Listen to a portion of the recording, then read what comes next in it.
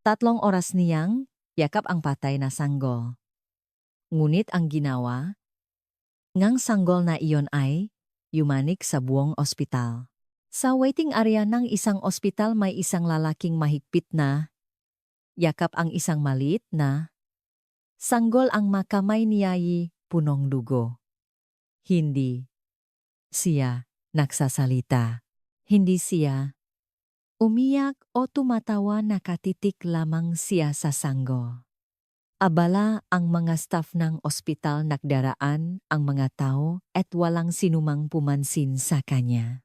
Ang nga pangyayaring magaganap sa ospital na iyon ay hindi kayang isipin ni Numan. Kung tatapusin mo ang kuwentong ito, tiyak na hindi mo mapipigilan ang iyong nga luha. Pindutin ang subscribe at like at ay comment kung saan ka nanonood. Magsisimula na ngayon ang isang tunay na kwentong antik sa iyong puso. Pinansin lamang nila siya nang mapansin nila ang dami ng dugo na namuo na sa sahig. Hanggang sa mga sandaling iyon si Angelo ay isa lamang sa mga hindi nakikitang nilalang sa emergency room ng isang pampublikong ospital sa Maynila. Ang anyo ni Angelo na nakaupo sa malamig na sahig ng ospital ay nakakagulat. Isang 26 taong gulang na lalaki na may kargang sanggol na binalot sa isang talang punong dugo. Ang kanyang itsura ay nakakatakot tingnan. Maruruming damit, nga matang punong kawalan ng pag-asa, nanginginig na makamay. Sa loob ng 3 oras walang sinumang lumapit sa kanya. Ang boses lamang ng receptionist ang umalingongaw. Pakisuyo, huwag po kayong humarang sa daanan ng ibang pasyente. Ngunit kahit sa mga salitang iyon hindi gumalaw si Angelo. Nakatitik lamang siya sa maliit na buhay na nasa kanyang nga bisik. May mga luhang dumaloy mula sa kanyang nga mata, ngunit matagal na rin itong natuyo. Sa isang kumikislap at magulong alaala nakikita natin ang inang bata, si Elisa, isang 24 taong gulang na babaeng may sakit sa pag-iisip na naghihirap sa panganganak sa isang abandonadong bodega. Nakahiga sa makarton, humihingi ng tulong. Si Angelo na pinalayas sa bahay at napilitang manirahan sa lansangan, ay sinubukang dalhin siya sa ospital, ngunit walang sinumang tumulong sa kanila. Parang awan niyo, natulungan niyo kami. Ang desperadong sigaw ni Angelo ay umalingaw-ngaw sa maulang gabi ng Maynila. May mga taksi na humihinto sa kanilang harapan, ngunit muling umaalis. Ang madriver ngang bus ay hindi na bubukas ng pinto. Ang managdaraan ay nakiwas lamang ng tingin. Para bang sila ay mga taong hindi umiira. Elisa, konti na lang, konting tiis na lang para sa baby natin. Ngunit si Elisa ay nalagutan ng hininga sa kanyang nga bisik. Ang kanyang huling mga salita ay, ang baby natin. Iligtas mo siya. Habang nararamdaman ang pakawalangan init ng kanyang katawan, desperadong tumakbo si Angelo. Pagdating niya sa ospital, karga ang bagong silang na sanggol na konektado pa rin sa umbilical cord. Narinig niya, pasensya na po, hindi nakaligtas ang sanggol. Malamig ang boses ng nurse. Ngunit hindi man lang niya tiningnan ng maayos si Angelo. Sinabi niya iyon habang nagsusulat sa mga papeles. Kami na po ang bahala sa katawan. Maari po bang pirmahan niyo ito para sa pakakakilanlan? Ngunit may pumigil kay Angelo. Hindi niya kayang bitawan ang sanggol. Isang instinct ba ito o pag-ibig o takot? Hindi niya alam. Basta tumanggi ang kanyang katawan. Hindi pa, buhay ang anak ko. Bumuntong hininga ang nurse. Mister, nakikiramay po kami, pero ang bata ay. At sa sandaling iyon sinimulan ni Angelo na kantahin ang awit na kinakanta ni Elisa noong buntis siya. Isang malambing, halos parang pambatang, himik tungkol sa isang hardin ng mga bulaklak. Sa hardin ng nga taladon kita nakilala. Ang ngiti mo'y mas maliwanag pa sa araw. Kahit pa may bagyo, pangako'y di maglalaho. Sa gitna nga ingay nga emergency room, ang kanta ni Angelo ay kakaibang malinaw. Ilang pasyente ang lumingon para tingnan siya. Tumingin ang nurse sa kanyang kasama na may halong pakailang. Hindi sila sanay sa ganitong sitwasyon. Nga taong nababalis sa kalungkutan, nga taong hindi matanggap ang katotohanan. Mayroon po ba tayong psychiatrist na nakaduti tanong ng isang nur sa mahinang boses? Ngunit nagpatuloy si Angelo sa pagkanta. Dumaloy ang luha sa kanyang nga mata. Mga luhang pumapatak sa maputlang muhang sanggol. Kahit malagas ang bulaklak pag-ibig nati mananatili, dito ka lang sa aking piling. Kinakanta na niya ang huling linya. Nanginginig ang boses ni Angelo. Etsa, sandaling iyon gumalaw ang sanggol. Napakahinahalos hindi mapansin, ngunit totu, sa simula, walang naniwala. Maging si Angelo imahinasyon ko, lang ba ito isang ilusyon ng desperadong pag-asa ngunit ang sumunod na galaw ay mas malinaw. Kumibot ang maliliit na daliri, at isang mahina ngunit malinaw na pahinga. Tila huminto ang puso ni Angelo. Doktor nurse kahit sino, buhay. Ang anak ko buhay siya. Sa una walang pumansin sa kanya. Marahil inakala nilang nawawalan na siya sa sarili. Ngunit nang biglang tumayo si Angelo at itinas ang sanggol, isang batang doktor sa wakas ang lumapit. Sinimulang suriin ng doktor ang sanggol na may pag-alinlangan sa mukha. At sa sandaling iyon lumaki ang kanyang nga mata. Ano to? Hindi niya matapos ang kanyang sasabihin. At bigla nagsimulang tumuno ang lahat ng alarma. Resuscitation team gayon din. May heartbeat ang newborn. Kinailangan ni Angelo na ibigay ang kanyang anak sa medical staff. Habang pinapanood niya ang kanyang anak na dinadala palayo, napaluhod siya. Ang dugo at amniotic fluid sa sahig ay lalong nakpadumi sa kanyang damit ngunit wala siyang pakialam. Elisa, buhay ang anak natin. Ito ang himalang ibinigay mo sa akin. Sa gitna ngang namamadaling mayapa at sigawan ng mga medical staff sa pasilyo ngang ospital, tinitigan ni Angelo ang dugo sa kanyang makamay. Hindi na ito simbolo ng kamatayan. Ito ang simula ng isang bagong buhay. Habang mabilis na inililipat ng mga medical staff ang sanggol sa neonatal intensive care unit, NICU, si Angelo ay tulalang nakatayo sa pasilyo. Basa pa rin ng dugo ni Elisa ang kanyang madamit at ang kanyang mamata ay may sabay na bakas ng kawalan at pag-asa. Iniwasan siya ng mga taong dumaraan. Ang lalaking mukhang pulubi ay nanatiling hindi nakikita. Mr. Isang malambing na boses ang nakpabalik sa kanya sa katotohanan. Nang itaas ni Angelo ang kanyang ulo, nakita niya ang isang batang babaeng doktor sa kanyang harapan. Sa kanyang name tag nakasulat ang Isabel Reyes, MD. Ako po ang in-charge sa anak ninyo. Magpalit po muna kayong damit. Sumanya Sidra Reyes sa isang nurse na dalhan si Angelong hospital gown. Ditulad ng ibang madoktor o nurse, may init sa kanyang mamata. Napakadelikado pong kalagayan ng sanggol, pero buhay siya at iyon pa lang ay isang himala na. Tahimik na tumango si Angelo, hindi lumalabas ang kanyang boses. Sa waiting area sa labas ng NICU, inabutan ni Dra Reyes si Angelo ngang isang basong tubig. Tinanggap niya ito ngang ningininam nga kamay at uminom. Si Elisa, ang nanay ngang bata. Basak ang kanyang boses, yumuko si Dra Reyes. Lubos po akong nakikiramay. Ginawa namin ang lahat ng aming makakaya, pero walang tumulong sa amin. Galit at lungkot ang nahalinhinan sa mga mata ni Angelo. Ang nga taksi ang nga taong nadaraan. Walang sinuman.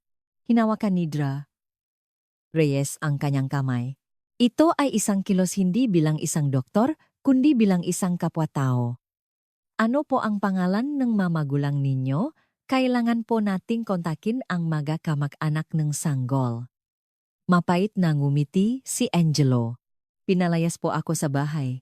3 taon na. Baka hindi na nga ako makilala ng mamagulang ko. Ang pamilya po ni Elisa na dilim ang mga mata ni Angelo.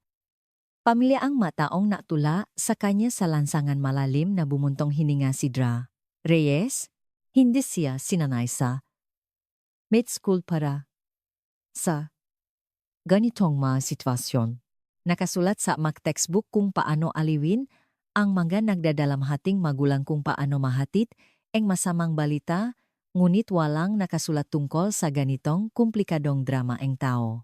Nang akma siyang magtatanong pa nagkaroon ng kaguluhan sa pasilyo ng ospital. Reyes, anong ginagawa mo rito? Isang malamig at makapangyarihang boses. Nang lumingon si Dra. Reyes, nakita niya si Dr. Jimenez, ang department head. Isang lalaking nasa kalagitnaan ng 50s. Isa sa pinakamaimpluwensyang doktor sa ospital. Kinakausap ko po ang pamilya ng pasyente, kalmadong sagot ni Dra. Reyes. Sinuri ni Dr. Jimenez si Angelo mula ulo hanggang paa. May pagamak sa kanyang mga mata. Pumunta ka sa opisina ko. Ang kanyang mga salita ay isang utos, hindi pakiusap. Sa loob ng opisina isinara ni Dr. Jimenez ang pinto at agad na hinarap si Dr. Reyes. Isa sa maparaan para masira ng isang batang doktor ang kanyang karera ay ito. Kumunot ang no ni Dra. Reyes, ano po ang ibig niyong sabihin? Pinapahamak mo ang reputation ng ospital dahil sa isang pulubi at isang drug addict. Mababa at nagbabanta ang boses ni Dr. Jimenez. Ang batang iyon ay idineklara ng patay. Sa opisyal na talaan, lumaki ang mata ni Dra. Reyes. Pero buhay ang sanggol at nasaan ang ebidensya na drug addict si Elisa? Naglapak si Dr. Jimenez ng isang papel sa kanyang mesa. Ito ang resultang blood test niya nang dumating. Positibo sa methamphetamine, kinuha ni Dra. Reyes ang dokumento. Malinaw na nakasulat ang pangalan ni Elisa at nakamarka bilang positibo. Ngunit mayroong mali. Masyadong mabilis para lumabas ang resultang test. Ang kalagayan ng bata ay isang clinical judgment error. Kukumpirmahin natin iyan sa pamamagitan ng autopsy. Nagpatuloy si Dr. Jimenez. Autopsy buhay, ang bata. Tumaas ang boses ni Dra. Reyes. Dra. Reyes, ang boses ni Dr. Jimenez ay kasing lamig ng yelo. Intern ka pa lang. Kasisimula mo pa lang sa ospital, may mahaba ka pang karera sa hinaharap. Gusto mo bang sirain iyon dahil sa isang basura, sa lansangan at isang adik? Kinagat ni Dra. Reyes ang kanyang labi. Nanginginig ang kanyang mga kamay. Ngunit may determinasyon sa kanyang mga mata. Doktor po ako. Tungkulin kong alagaan ang lahat ng pasyente at ang aking mga desisyon ay dapat nakabase sa medikal na katotohanan. Bumuntong hininga si Dr. Jimenez. Sana nga ganyan kasimple ang mundo. Makakaalis ka na. Pero binabalaan kita kung makikialam ka pa rito tapos na ang karera mo. Lumabas si Dra. Reyes sa opisina at mabilis na naglakad. Gulong-gulo ang kanyang isip. Mayroong napakalaking mali. Pagbalik niya sa NICU, nakaupo pa rin si Angelo sa parehong lugar. Ngunit ngayon may 2 pulis na nakatayo sa tabi niya. Kayo po ba si Angelo Cruz? Tanong ngang isang pulis. Tumango si Angelo.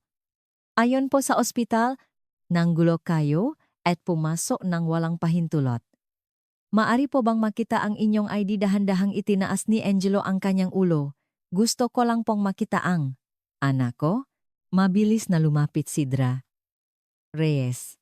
Sandali lang po, isa itong hindi pa kakaunawaan. Siya po ang amang ng pasyente. Binalwalang ng pulis si Dra. Reyes at hinawakan ang braso ni Angelo. Sumama po muna kayo sa presinto para makausap tayo. Ang anak ko. Parang awan niyo na ang anak ko. Nang magpumiglas si Angelo, sa pilitan siyang itinayo ng mapulis. Habang pinapanot ang eksena, kinuha ni Dra. Reyes ang kanyang cellphone at lihim na nakvideo. Natungo rin siya sa medical records office. Kailangan niyang makita ang totoong medical records ni Elisa. Sa records office natakpuan ni Dra. Reyes ang file ni Elisa. Tinitigan niya ito nang may pagtataka. Sa file ni Elisa malinaw na nakasulat na walang psychiatric follow-up. Ngunit sa isang kakalakip na lumang dokumento may diagnosis ng severe schizophrenia At ang mas kakaiba pang, resulta huling pagsusuri kay Elisa ay nakaimput na sa sistema. Pareho ito sa ipinakita ni Dr. Jimenez. Imposible ito bulong ni Dr. Reyes. Kinuha niya ang kanyang cellphone at lihim na kinuhanan ng litrato ang nga dokumento. Sa labas ng ospital isinasakay si Angelo sa isang police car. Ang huling nakita sa kanya ay ang desperadong pag-abot ng kanyang kamay patungo sa ospital. Ang anak ko parang awan niyo na pinanut ni Dra. Reyes ang lahat mula sa bintana. Mahigpit niyang hawak ang kanyang cellphone. Sa screen naroon ang larawan ng isang maliit na sanggol. Isang sanggol na buhay konektado sa isang heart monitor. Anuman ang mangyari ilalabas ko ang katotohanan determinado niyang sabi sa sarili. Noong gabing iyon patuloy na minonitor ni Dra. Reyes ang kalagayan ng sanggol. Habang mas malalim ang kanyang pagsisiyasat sa database ng ospital, isang nurse ang nakmamadaling lumapit. Dra. Reyes, ililipat po ang sanggol. Nagulat na, napatingin si Dra. Reyes. Ano utos nino hindi ko po alam. Utos lang daw po galing sa itaas na kibit balikat ang nurse. Nang tumakbo si Dra. Reyes, sa nichu handa na ang sanggol para ilipat. Pumipirma si Dr. Jimenez sa mapapeles. Saan niyo siya dadalhin, tanong ni Dra. Reyes. Malamig siyang tiningnan ni Dr. Jimenez. Sa isang pribadong ospital. Isang anonymous na donor ang nagbayad ngang lahat ng gastusin. Nanliit ang mamata ni Dra. Reyes. Anonymous na donor Ang batang ito ay nasa ilalim ng pangangalagang gobyerno. Wala ka nang dapat pakialaman dito, Dra. Reyes! Nakaramdam ng kawalan ng magawa si Dra. Reyes! Ngunit wala siyang balak sumuko. Habang inililipat ang sanggol, kumuha siyang huling larawan bilang ebidensya gamit ang kanyang cellphone. Elisa, Angelo, ipinapangako ko ilalabas ko ang katotohanan. Sa pasilyo ng ospital naramdaman ni Dra. Reyes na may isang nursing aide na nakatingin sa kanya. Lumapit ito at bumulong. Doktora, nakita ko rin po. Buhay ang sanggol na iyon. Tumingin siya sa palihit. At ang tutong records ni Elisa, nanlaki ang makamata ni Dra. Reyes. Sino ka? Ako po si Ana Ramos. Naktatrabaho po ako sa record section. May isang papel siyang ipinasok sa kamay ni Dra. Reyes. Ito po ang address ng huling psychiatric clinic na pinuntahan ni Elisa. Malaki po ang alam ng social worker dun tungkol sa kanya. Tinanggap ni Dra. Reyes ang papel. Isang kislap ng pag-asa ang nagsimulang mag-alap sa kanyang puso. Salamat. Ngumiti si Ana. Minsan po kailangan nating labanan ang sistema. Mukhang ito na po ang pagkakataong iyon. Sa malamig na interrogation room ng Manila Police District, nakaupo si Angelo sa isang metal na upuan. Nanginginig pa rin ang kanyang makamay. At blanco ang kanyang mamata. Tinatamaan ng ilaw mula sa fluorescent lamp ang kanyang maputlang mukha. Angelo Cruz, tama, tanong ng investigador habang binabasa ang file. Tumango si Angelo. Birth date the 9th of May 1994. Nagtip ang investigador sa computer bago tumingin sa kanya. Ang taong rehistrado sa numerong ito ay nayulat na nawawala, 3 taon na ang nakalipas. Umalis po ako sa bahay, halos hindi marinig ang boses ni Angelo, at ngayon nandito kakinasuhan ng panggugulo sa ospital. Bumuntong hininga ang investigador. Napanood ko ang video. Medyo magulo ka nga. Itinaas ni Angelo ang kanyang ulo. Nakapoy ang kanyang nga mata. Buhay po ang anak ko. Nakita ko, naramdaman ko. Umiling ang investigador. Ayon sa ospital, nalilito ka lang dahil sa emotional shock. Buhay ang anak ko, sigaw ni Angelo, sabay hampas sa mesa. Tumulo ang luha mula sa kanyang mamata. Parang awa niyo, nahayaan niyo akong makita ang anak ko. Tumingin ang investigador sa kanyang kasama na may halong pakailang. Hindi sila sanay sa ganitong sitwasyon. Karaniwan mga lasing o mga kabataang nag-away ang kanilang hinaharap.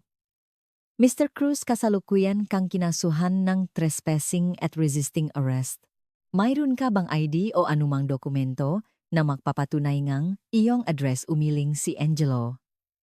Nakatira po ako sa lansangan. Sa ilalim ng tulay, bumuntong hininga ang investigador. Kung gayon, mayroon ka bang kahit sinong makakapagpatunay ng pagkatao mo, pamilya, kaibigan si Elisa? Basak ang kanyang boses. Nandiyan si Elisa pero sa labas ngang interrogation room nag-usap ang nga investigador sa mahinang boses. Kailangan yata nating tumawag ngang psychiatrist. Hindi, dalhin muna natin siya sa selda. Bigyan natin ngang 48 oras para kumalma. Pero nasa state of shock siya. Kakamatay lang ng naing bata. Kaya nga mas delikado. Baka saktan niya ang sarili niya. Habang nag-usap sila, bumukas ang pinto at pumasok ang isang lalaki. Nakasuot siya ng mamahaling suit at may malamig na ekspresyon sa mukha. Fiscal Martinez, sabay-sabay na tumango ang mga investigador bilang paggalang. Ako na ang hahawak sa kasong ito. Kinuha ni Fiscal Martinez ang madokumento. Mukhang kailangan ng taong ito nga abogado. Pero Fiscal, ordinaryong trespassing case lang naman ito. Itinaas ni Fiscal Martinez ang kanyang kamay para patigilin ang investigador, hindi na kailangan ng paliwanag. Ako na mismo ang hahawak dito. Nakatinginan ang maimbestigador na may pagtataka ngunit hindi na nagtanong. Nang muling imbestigahan si Angelo, malamig siyang tinitigan ni Fiscal Martinez. Mr. Cruz, nakikiramay ako sa iyong sitwasyon. Ngunit ang batas ay batas. Tumingin si Angelo sa kanya. Ang anak ko, nasaan ang anak ko? Ang sanggol na tinutukoy mo ay nasa ilalim ng pangangalagang estado. Tumatanggap siyang wastong pangangalagang medikal. Nagliwanag sa pag-asa ang nga mata ni Angelo. Ibig sabihin buhay? Siya nagatubilis sandali. Si Fiscal Martinez. Iyan ay isang medikal na usapin. Sa matang batas, ang batang iyon ay nangangailangan ng gwardiyan. At sa kasalukuyan wala kang legal na kapasidad para maging gwardiyan niya. Ako ang ama ng batang iyon. Mapapatunayan mo ba? May DNA test ka ba na iparehistro mo ba siya? Malamig ang boses ni Fiscal Martinez. Wala kang tirahan, trabaho o ID. Paano mo alagaan ang isang bata? Natigilan si Angelo, na puno ng desperasyon ang kanyang mga mata. Palalayain ka pagkatapos na 48 oras na detensyon, ngunit ipinagbabawal ang paglapit mo sa bata. Naintindihan mo ba sa sasakyang magdadala sa kanya sa kulungan? Tumingin si Angelo sa labas ng bintana. Nagsimulang umulan. Tila nakikidalamhati sa kanya ang langit. Samantala natakpuan ni Dra. Reyes ang psychiatric clinic na huling pinuntahan ni Elisa. Ito ay isang maliit na klinika sa isang tahimik na lugar sa labas ng Maynila. Hinahanap ko po si Ms. Lena Cruz, sabi ni Dra. Reyes, sa reception. May appointment po ba kayo? Tanong ng receptionist. Wala po, pero emergency ito. Tungkol po kay Elisa Villanueva. Nang marinig ang pangalan, nagbago ang ekspresyon ng receptionist. Sandali lang po. Makalipas ang ilang minuto, lumabas ang isang babaeng nasa kalagitnaan ng 40s. May bakas ng pagod at init sa kanyang mamata. Tungkol daw kay Elisa, tanong ni Lena. Tumango si Dra. Reyes. Kailangan po nating ang pribadong pag-usap. Sa opisina ni Lena, ipinaliwanag ni Dra. Reyes ang lahat. Ang pagkamatay ni Elisa, ang himalang pagkabuhay ng sanggol, ang kahina-hinalang kilos ng ospital, at ang pagkakadakip kay Angelo. Nakikinig si Lena na may gulat sa mukha. Nanginginig ang kanyang makamay. Ako ang social worker na humahawak sa kaso ni Elisa. Sa loob ng 3 taon. Punong emosyon ang kanyang boses. Espesyal ang batang iyon. Espesyal po. Nagbukas si Lena ng isang drawer at kumuha ng lumang file. Si Elisa ay mula sa isang makapangyarihang pamilya sa Maynila. Narinig mo na ba ang Villanueva ng laki ang mamata ni Dra Reyes? Ang pamilya ni Don Ricardo Villanueva, ang may-ari ng pinakamalaking construction company Tumango Silena. Si Elisa ang bunso niyang anak. Ngunit sa edad na 16 na diagnosis siya ng schizophrenia. Dahil itinuring siyang kahihiyan sa pamilya itinago nila siya. Itinago. Noong una sa ilalim ng pakukunwaring nag-aral sa ibang bansa, kalaunan ipinahayag nilang namatay na siya. Opisyal namatay daw siya sa isang aksidente sa abroad, natigilan si Dra Reyes sa gulat. Ngunit ang totoo ikinulong nila siya sa isa sa kanilang mga mansyon. Ako ang social worker na ipinadala ron. May namuang luha sa mga mata ni Lena. Nabuhay ang batang iyon sa isang kulungang walang rehas. Sa pilitan siyang pinapainom gamot at minsan ginagamitan pa ng electroshock therapy. Illegal iyan mapait na ngumiti si Lena. Lahat ay posible sa pera, lalo na para sa karangalan ng pamilya. Paano niya nakilala si Angelo 2 taon na ang nakalipas na katakas si Elisa? Hindi ko alam kung paano niya nagawa pero natakpuan niya ang kalayaan. Nagpadala kami ng search team, pero hindi namin siya natakpuan. Huminto sandali si Lena. Sa totulang natuwa ako noon. Nasa wakas malaya na ang batang iyon. Nakisip si Dra Reyes.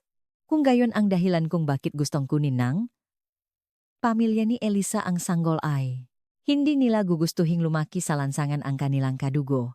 At saka hininaan ni Lena ang kanyang boses. Kung patay na si Elisa, ang batang iyon ang may karapatang makmana sa yaman ng Villanueva, nanlaki ang ngamata ni Dra Reyes. Hindi nila gusto ang bata kundi ang pigilan ng paglabas ng Jimana. Tinapos ni Lena ang kanyang sasabihin. Habang nag-usap sila tumunok ang cellphone ni Dra Reyes. Unknown number. Hello Dra. Isabel Reyes, isang mababa at tensyonadong boses. Ako po si Mark Santos ng Child Welfare Center sa Maynila. May impormasyon ako tungkol sa sanggol na hinahanap mo? Tumingin si Dra Reyes kay Lena. Parehong determinasyon ang nasa kanilang mamata. Saan po tayo pwedeng makita, tanong ni Dra Reyes? Sa hilagang entrance ng Luneta Park. Isang oras mula ngayon, mag-isa kang pumunta. At naputol ang tawag. Nang tumayo si Dra Reyes, hinawakan ni Lena ang kanyang kamay. Mag-ingat ka, malakas na kalaban ang mga Villanueva. Tumango si Dra Reyes. Mas malakas ang katotohanan. Paglabas niyang klinika, patuloy pa rin ang pag-ulan. Ngunit sa isang lugar, isang sinang ng liwanag ang sumilip sa pagitan ng maulap. Ang Luneta Park ay isang oasis sa gitna ng siyudad. Ang mayayabong na puno at magagandang bulaklak ay nagsisilbing harang sa ingay at gulong lungsot. Ngunit noong gabing iyon, ang basang parka ay may malungkot na aura. Dumating si Dra Reyes sa hilagang entrance, may hawak na payong. Mabilis ang tibok ng kanyang puso. Pagod ang kanyang katawan mula sa mahabang duty sa ospital, ngunit matalas ang kanyang mata sa pagbabantay. Dra Reyes, nagulat si Dra Reyes sa boses at lumingon. Isang lalaki ang lumabas mula sa lilim ng puno. Nasa unang bahagi ng 30s, may hawak na itim na payong. Kayo po si Mark Santos, tumango ang lalaki. Hindi ligtas dito. Sumunod ka sa akin. Naglakad sila nang walang imik papasok sa parke. Ang tunok lamang ng ulan ang bumabasak sa katahimikan. Paano niyo po nalaman ang tungkol sa akin, tanong ni Dra Reyes. Tumingin si Mark sa paligid. Kumakalat ang sismis sa ospital. Isang batang doktor daw ang papalapit sa sikreto ng Villanueva. Kung gayon, kayo po ay 5 taon na akong nagtatrabaho sa Child Welfare Center. Nag-atubili siya sandali. At ako ang humawak sa kaso ni Elisa noon. Nanlaki ang mamata ni Dra Reyes. Pagkatapos, niyang makatakas. Umiling si Mark, hindi, bago pa noon, nang 18 siya alam ngang pamilya, niya na hindi na nila siya legal na may kukulong. Kaya, nanginginig ang kanyang boses. Sinubukan nilang ideklarang legally incompetent siya. At kayo po ang gumawang assessment. Tumango si Mark. Inireport ko na kaya niyang mamuhay ng mag-isa kung bibigyan lang ng sapat na suporta at gamutan. Pagkatapos nun sinisante ako. Dumating sila sa isang lumang gazebo sa kalagitnaan ng parke.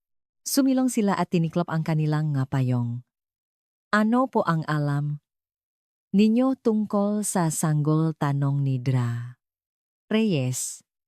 Kumuha si Mark ng isang sobre mula sa kanyang bag. Ilang araw na ang nakalipas, isang sanggol ang ipinarehistro sa center.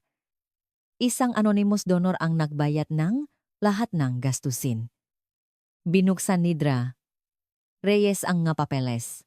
Naroon ang larawan ng sanggol kasama ang mga salitang Guardian Unknown Mother, Deceased Ward of the State. May malisam nga dokumentong ito.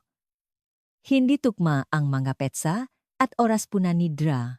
Reyes, tumango si Mark. Eksakto. Inihanda ang papeles na ito bago pamamatay si Elisa. Namutla ang mukha ni Dra. Reyes. Ibig sabihin pinlano nila ito. Ang mas malala pa, hininaan ni Mark ang kanyang boses. Kasalukuyang sinisimulan ng Villanueva ang proseso ngang pag-ampon sa bata. Sa ilalim ng pagkukunwaring inaampon nila ang isang kaawa-awang ulila para sa karangalan ng pamilya, nangingini sa galit si Dra. Reyes, ang anak ng sarili nilang anak na kanilang itinakwil ngayon ay para sa malinis na imahe at legal na karapatan sama na tinapos ni Mark. Ngunit may mas mahalaga pa akong impormasyon. Kumuha siya ng isa pang papel. Isang lumang address. Ito ang mansyon sa Tagaytay kung saan ikinulong si Elisa. Abandonado na ito ngayon, pero baka may mahanap karun. Lumakas ang buhos ng ulan. Sa malayo, narinig ang kulok. Kailangan ko nang umalis. Baka mapahinalaan ako kung magtatagal pa ako rito, tumayo si Mark. Mag-ingat ka, Dra. Reyes, delikado ang mga Villanueva. Pagkaalis niya, tinitigan ni Dra. Reyes ang address. Isang liblib na lugar sa labas ng Maynila. Humugot siya ngang malalim na hininga at tumawag ng taksi. Sa loob ng taksi na tumatakbo sa ulan, tumingin si Dra. Reyes sa labas ng bintana. Ang nga ilaw ngang siyudad ay sumasalamin sa basang bintana, malabo at kumikinang. Para siyang tumitingin sa ibang mundo. Saan po tayo, ma'am? Tanong ng taxi driver. Sinabi ni Dra. Reyes ang address. Medyo liblib po diyan. Sigurado po kayong okay lang kayo sa ganitong panahon? Opo, okay lang.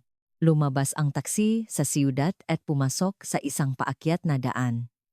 Mayayabong na gubat ang nasa makabilang panig ng kalsada. Pagkatapos ng 30 minuto, huminto ang taksi sa harap ng isang kinakalawang na gate. Maari po bang maghintay kayo rito 30 minuto lang po? Nagtataka ang taxi driver, ngunit tumango. Binuksan ni Dra. Reyes ang kanyang payong at lumapit sa gate. Nakalak ito, ngunit may maliit na siwang sa gilid. Pinilit niyang ipasok ang sarili sa siwang. Ang mansyon ay isang 2 palapak na gusaling istilong kanluranin. Marahil ay maganda ito noon, ngunit ngayon ay halos wasak na. Karamihan sa mga bintana ay basak at may mga baging na gumagapang sa mga pader. Nakalok ang pangunahing pinto, ngunit ang pinto sa likod ay bahagyang bukas. Dahan-dahang pumasok si Dra. Reyes, ang loob ay puno amoy na halumay makatamach. Karamihan sa mga muebles ay wala na at ang wallpaper ay punit-punit. Binuksan niya ang flashlight ng kanyang cellphone at sinuri ang paligid. Matapos libutin ang unang palapag, umakyat siya sa lumalangit-ngit na hagdanan patungo sa ikalawang palapag. Sa dulong pasilyo may isang silid na sarado ang pinto. Nakalok ito. Tumingin si Dra. Reyes sa paligid at nakakita ngang isang palamuti na hugis lumang susi. Hindi lang ito basta palamuti. Isa itong tunay na susi. Nang bumukas ang pinto na pigil ni Dra. Reyes ang kanyang hininga. Para itong isang lugar kung saan huminto ang oras. Ang silid ay malinis at maayos pinalamutian ng pink na wallpaper at puting muebles. Sa ibabaw ngang kamamaayos na nakahanay, ang mamanika. Sa mesa may notebook at Crayola. Ang silid ni Elisa bulong niya. Sinimulan niyang buksan ang nga drawer. Karamihan ay puno nga damit at libro. Pagkatapos sa ilalim ngang kama nakakita siya ngang isang maliit na kahon. Sa loob ngang kahon may mga sulat at litrato. Karamihan ay mga litratong pamilya nung bata pa si Elisa. Nakangiti siya, mukha siyang masaya. Nagpatuloy si Dra. Reyes sa paghahanap sa silid.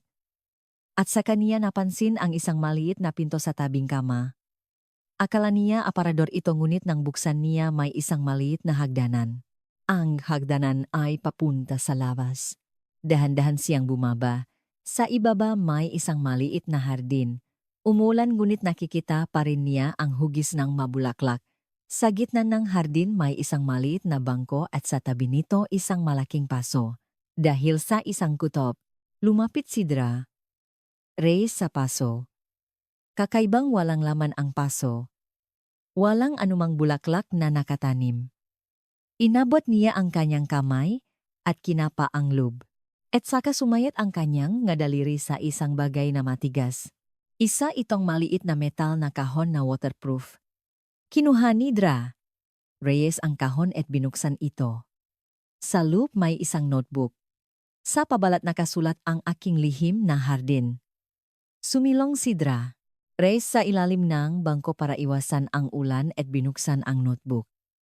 Sa unang pahina nakasulat ito, ang tunay na kwento ni Elisa Villanueva. Kung sino man ang nagbabasa nito parang awa niyo na huwag niyo akong kalimutan. Huminga ng malalim si Dra. Reyes at naksimulang makbasa. Ang notebook ay puno nga tala-arawan ni Elisa. Ang pakalito, noong una niyang maranasan ang maguni-guni sa edad na 16 ang takot, nang dalhin siyang kanyang mamagulang sa doktor, at ang desperasyon ng ikulong siya sa mansyong ito sa ngalan ng paggamot. Sinasabi nilang kahihiyan ako sa pamilya. Isang pagkakamali raw, ang pagsilang sa akin. Araw-araw kailangan kong uminom ng mot. Kapag iniinom ko lumalabo ang isip ko at bumibigat ang katawan ko. Minsan hindi ko na alam kung sino ako. Habang binubuklat ang mga pahina, lumalabas ang mas madidilim na nilalaman. Dumating si tatay ngayon. Hindi man lang niya ako tiningnan sa muka. Kinausap lang niya ang doktor. Bigyan niyo siya ng mas malakas na gamot. Hanggang sa tuluyan siyang tumahimik para akong isang problema. Hindi isang tao. Makalipas ang ilang pahina nagbago ang tono. Nakatakas ako ngayon. Naiwang bukas ngang hardinero ang gate. Sa unang pagkakataon sa loob ng 3 taon nakalabas akong bakot, tumakbo ako. Tumakbo ng tumakbo. Hindi ako huminto. At sa susunod na pahina napigil ni Dra. Reyes ang kanyang hininga. Nakilala ko siya gayon. Nagigitara siya sa parke. Ang kanyang kanta ay parang bulaklak na tumutubo sa puso ko. Ang pangalan niya ay Angelo. Angelo Cruz. Ang masumunod na pahina ay puno ang kanilang kwento ang pag-ibig. Isinulat sa simple dalise at minsan ay parang kwentong pambatang mga salita. Tinatawag ako ni Kuya Angelo na Elisa. Elisa lang. Hindi pasyente, hindi bale, hindi kahihiyan. Elisa lang. Sa kanyang mata maganda ako. At ang sandali nang malaman niyang buntis siya. Nalaman ko ngayon na may bagong buhay sa loob ko. Nung una natakot ako. Tama bang dalhin ang isang bata sa malupit na mundong ito? Pero sabi ni Kuya Angelo ang anak natin ay lalaki sa isang hardin of bulaklak. Sa hardin na pinapangarap mo, ang huling pahina ay pinahalong takot at pag-asa. Hinahanap nila ako. ang matauhan ni tatay. Kailangan naming magtago. Pero hanggang kailan kami makakapagtago hindi makahanap ng trabaho si Kuya Angelo? Papahirap kami ng papahirap. At ang huling pahina. Kung hindi ako makakaligtas kung may makakabasa ang talaarawang ito parang awan niyo na pakisabi sa anak ko. Na siya ay gawa sa mabulaklak, ang tanging bulaklak na sumibol sa malamig na mundong ito. Dumaloy ang luha sa mamata ni Dra. Reyes, mahigpit niyang niyakap ang notebook sa kanyang dibdib. Elisa, ipinapangako ko. Lalaki ang anak mo sa isang hardin ng bulaklak. Biglang tumunog ang kanyang cellphone. Ang taxi driver. Ma'am, tapos na po ang 30 minutos. At may paparating po rito, nagmamadaling isinilid ni Doktora Reyes ang notebook sa kanyang bag at lumabas ng hardin. Paglabas niya sa siwanggit nakita niya ang headlight sa malayo, pagsakay niya sa taxi lumingon siya, isang itim na sedan ang huminto sa harap ng mansyon, pakibilisan po, habang tumatakbo ang taxi mahigpit na hawak ni Dra. Reyes ang notebook sa loop ng kanyang bag. Ngayon, hawa na niya ang katotohanan. At sa katotohanang, iyon maari niyang baguhin ang buhay ng isang pamilya. Umulan pa rin ngunit sa isang lugar nagsimulang sumilip ang liwanag ng buwan sa pagitan ng maulap. Tila isang sinang ng pag-asa. Kinabukasan ang mga pasilyo ng Manila Public Hospital ay mas abala kaysa karaniwan. Kinukusot ni Dra. Reyes ang kanyang mamatang pagod mula sa magdama na duty habang papunta sa Doctor's Lounge. Puno pa rin ang kanyang isip ng talaarawan ni Elisa at ng lihim na hardin. Dra. Reyes lumingon siya. Siya na. Maputla ang kanyang mukha at punong kaba ang kanyang mata. Anong nangyari bulong ni Dra. Reyes? Inilipat na po ang sanggol sa isang pribadong ospital. Sa ospital ng Villanueva sa Quezon City. Mabilis na tumibok ang puso ni Dra. Reyes.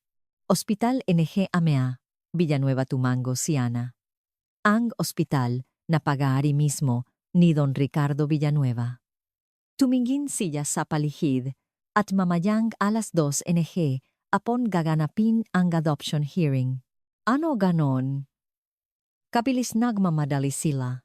Pinapabilis ni Dr. Jimenez ang lahat ng proseso. Para raw sa kapakanan ng bata. Naktiim ang mabagang ni Dra. Reyes. Alam mo ba ang eksaktong lugar sa Manila Family Court Courtroom 4? Ngunit may paalala sa mamata ni Ana. Hindi ka makakapasok. Gaganapin ito bilang isang private hearing. Nag-isip sandali si Dra. Reyes. Si Angelo nakalaya na ba siya kagabi pa po? Ngunit bumuntong hininga si Ana. Pero sigurado akong hindi ipinaalam sa kanya ang tungkol sa hearing. Nagdesisyon si Dra. Reyes. Kailangan ko siyang hanapin. At kailangan ko rin ito. Kinuha niya ang talaarawan ni Elisa mula sa kanyang bag. Ano yan ang katotohanan? Ang Recto Avenue ay puno nga taong papasok sa trabaho. Naalala ni Dra. Reyes ang nabasa niya sa talaarawan ni Elisa. Madalas daw tumuktok ng gitara si Angelo dito. Sa loob ng isang oras hinanap niya ang paligid. Nang unti-unti nang nawawalan ng pag-asa nakita niya ang isang pamilyar na muka sa malayo. Si Angelo. Nakaupo siya sa isang bangko sa istasyon Negelerete. Hawak niya ang isang lumang gitara ngunit hindi siya tumutuktok. Nakatitik lamang siya rito. Angelo lumapit si Dra. Reyes. Dahan-dahang itinaas ni Angelo ang kanyang ulo. Blanco ang kanyang mata. Para siyang walang kaluluwa. Doktora. Halos hindi marinig ang kanyang boses. Umupo si Dra. Reyes sa harap niya. Makinig kang mabuti. Nasa panganib ang anak mo. Sa mga salitang iyon bumalik ang buhay sa mga mata ni Angelo. Ang anak ko, buhay siya. Buhay siya. Pero mamayang 2:00 may adoption hearing. Gustong kunin ngang pamilya ni Elisa ang bata. Namutla ang mukha ni Angelo. Pamilya ni Elisa ang mataong natawil sa kanya tumango si Dra.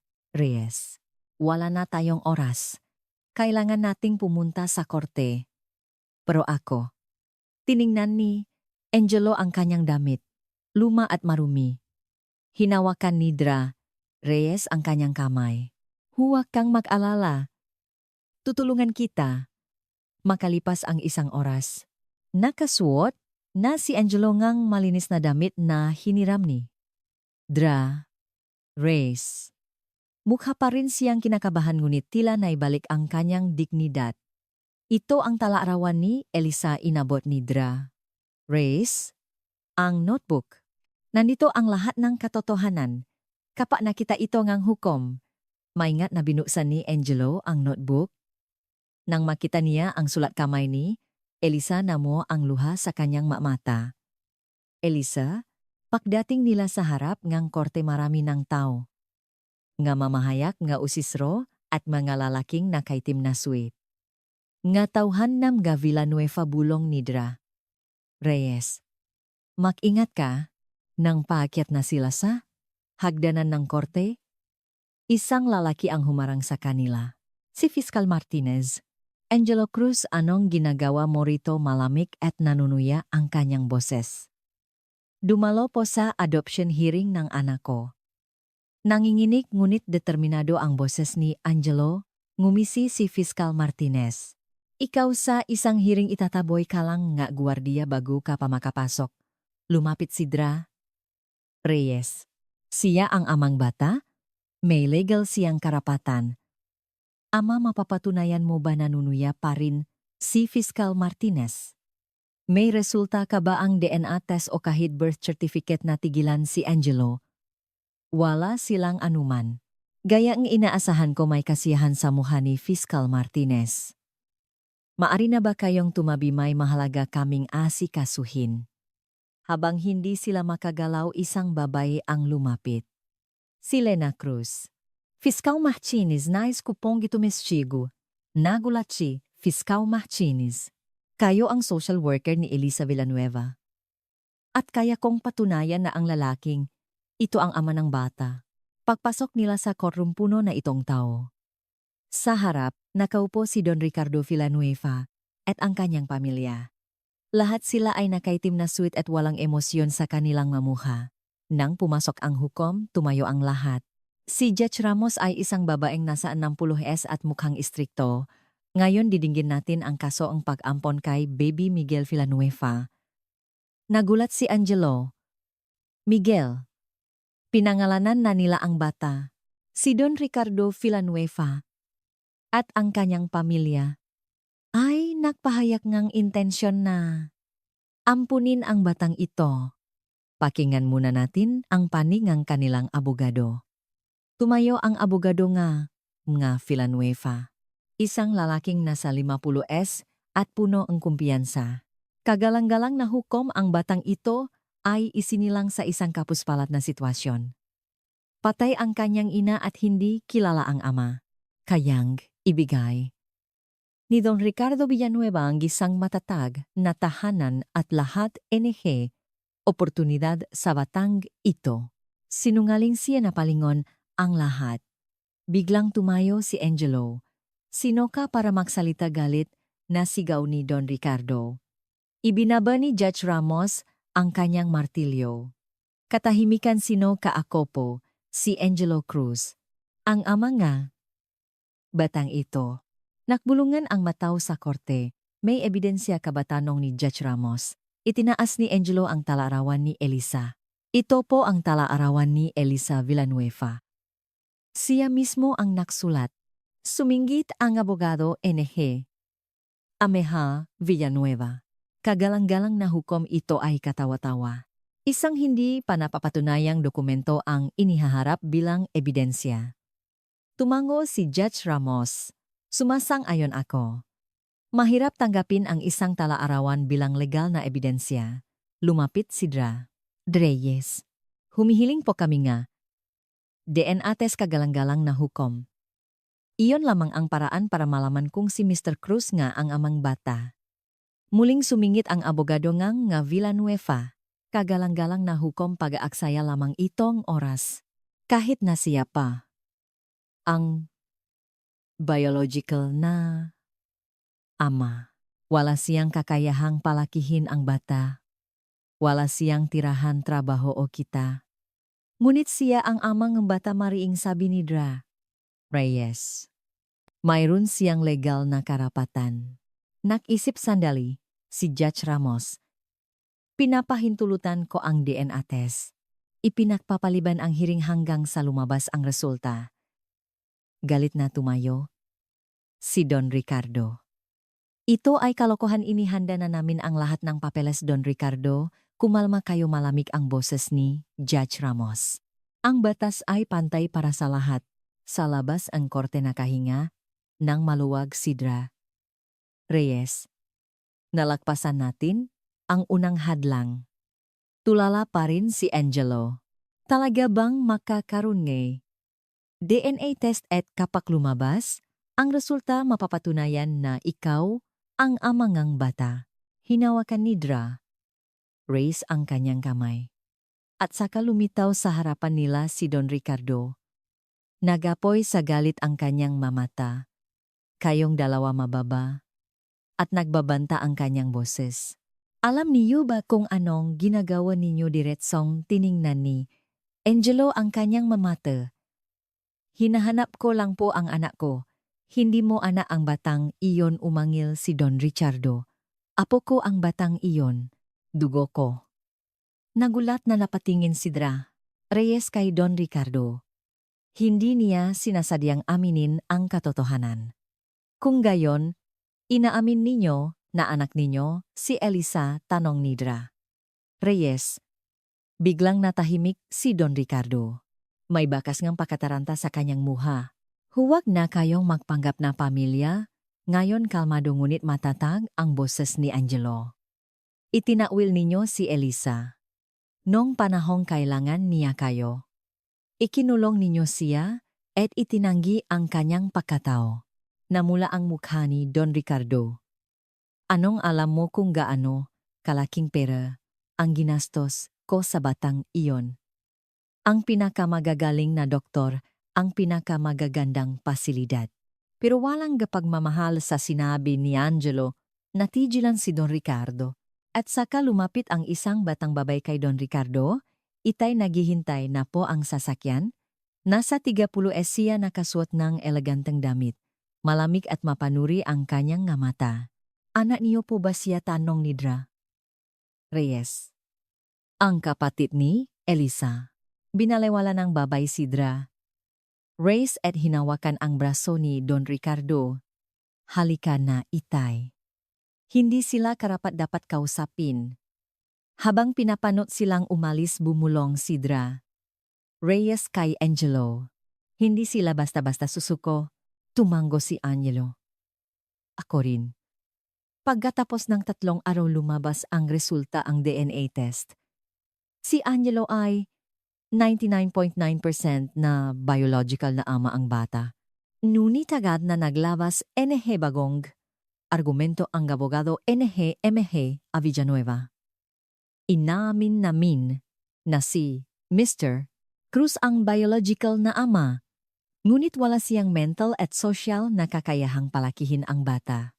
Ang madokumentong isinumite ng abogado ay naglalaman ng detalyadong nakaraan ni Angelo. Nake dropout sa kolehiyo. Amang alkoholiko. 3 taong pamumuhay sa lansangan. Hindi natin maaring ipagkatiwala ang isang bata sa ganitong tao, patuloy ng abogado. Para sa kapakanan ng bata, ang pamilyang Villanueva ang dapat maging gwardiyan. Ang huling hatol ay nakatakda.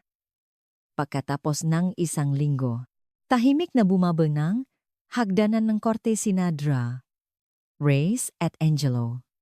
Ano na ang gagawin natin ngayon, tanong ni Angelo. Nag-isip sandali si Reyes, kailangan nating ipaalam sa mundo ang katotohanan. Kapag nalaman ng matao ang kwentong ito, pero sino ang maniniwala? Sa atin ang talarawan lang ni Elisa ang mayroon tayo. Ngumiti si Reyes. Sapat na iyon. Sa huling araw ng paglilitis na katuon, ang lahat ng mata kay Judge Ramos. Binuklat niya ang nga dokumento at dahan-dahang nagsalita. Ang kasong ito ay may kasamang napakakumplikado at emosyonal na mga issue. Sa isang panig mayroong pamilyang kayang magbigay ngang yaman at katatagan. Sa kabilang panig mayroong isang taong walang anuman kundi ang pagiging biological na amangang bata. Itinaas niya ang kanyang ulo at tiningnan ang buong courtroom. Karaniwang isinasaalang-alang ng batas ang kapakanan ng bata bilang pangunahing prioridad. At sa unang tingin mukhang, mas magandang buhay ang may bibigay ngang pamilyang Villanueva. Isang ngiti ang gumuhit sa mukha ni Don Richardo. Ngunit patuloy ni Judge Ramos. Ang kapakanan ay hindi lamang tungkol sa material na bagay. Mahalaga rin ang emosyonal at psikolohikal na kapakanan. Itinaas niya ang hawak na libro, ang tala-arawan ni Elisa. Binasa ko ang tala-arawang ito. Maaring mahina ito bilang legal, na ebidensya ngunit bilang isang tao ito ay isang napakalakas na testimonya. Susubukan sanang tumutol ngang abogado nga Villanueva ngunit itinaas ni Judge Ramos ang kanyang kamay. Pakinggan natin ang huling pahayag. Mr. Angelo Cruz, bakit sa tingin mo ay ikaw ang dapat maging guardian ng batang ito? Napunta ang lahat ng atensyon kay Angelo. Dahan-dahan siyang tumayo, nanginginig ang kanyang nga kamay. Susubukan na sana niyang magsalita ngunit tila may bumara sa kanyang lalamunan. Sa halip kinuha niya ang kanyang gitara. Nakakuha siyang espesyal na pahintulot na dalhin ito sa loop. Dahan-dahang sinimulan ni Angelo na kalabitin ang makwerdas. At kumanta siya ang kantang minahal ni Elisa. Sa hardin ng Mataladon kita nakilala.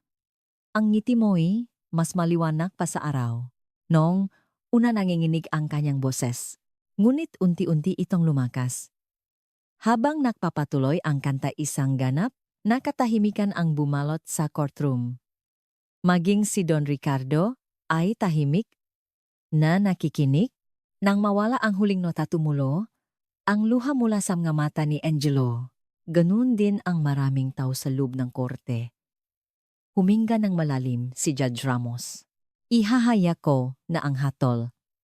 Nakaupo sa isang bangko, sa luneta pak tinitingnan ni Dra Reyes ang balita sa kanyang tablet.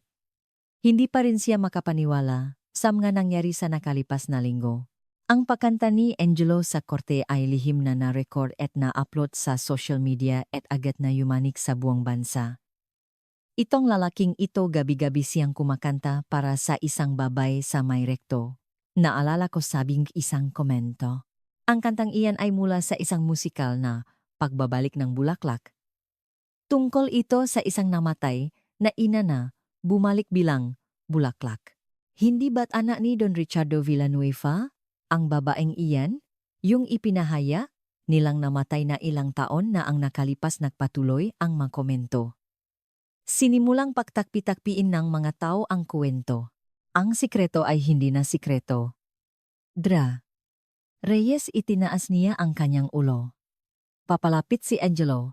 Karga-karga si Miguel.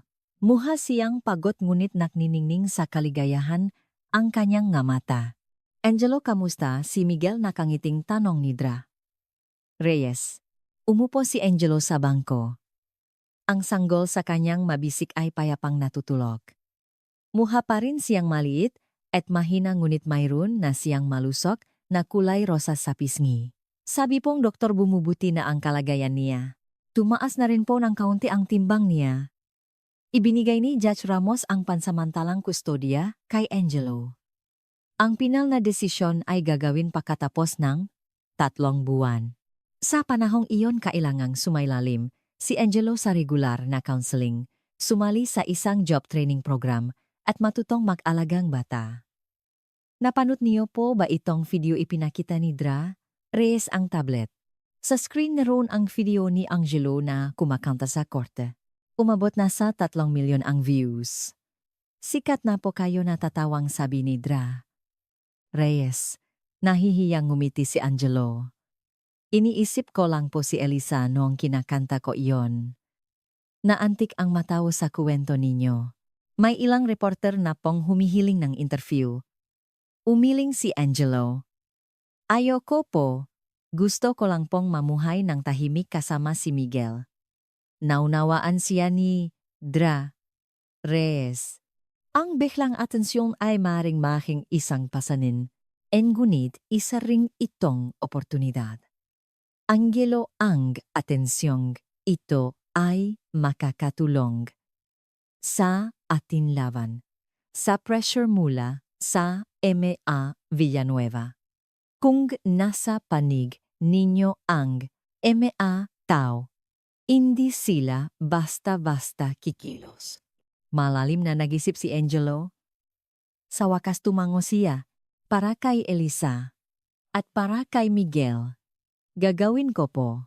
Mayroon ng plano si Dra. Reyes. Ang sigasig at determinasyon ng batang doktor ay lalong lumalakas. Una, kailangan nating makipagkita sa kaibigan ko. Si Jessica David. Isang freelance journalist. Sanay siyang humawa ng ganitong makwento. Kinabukasan nakipagkita sila kay Jessica sa isang tahimik na coffee shop sa Maynila. Isang babaeng nasa 30s na may matalas na mamata. Hindi ito simpleng alitan ng pamilya, sabi ni Jessica habang binubuksan ang kanyang recorder. Ito ay kwento tungkol sa kapangyarihan at pribilehiyo at kung paano tinatratong lipunan ang sakit sa pag-isip, ibinigay ni Dra. Reyes ang talaarawan ni Elisa kay Jessica. Si Elisa mismo ang naksulat nito. Gusto naming iparinig ang kanyang boses. Binuklat ni Jessica ang talaarawan at nagsimulang magbasa. Unti-anting naging seryoso ang kanyang expression. Nakakagulat ito. Paano nangyari ang ganito sa ika-21 siglo? Lahat ay possible sa pera at kapangyarihan, mapait na sabi ni Dra. Reyes.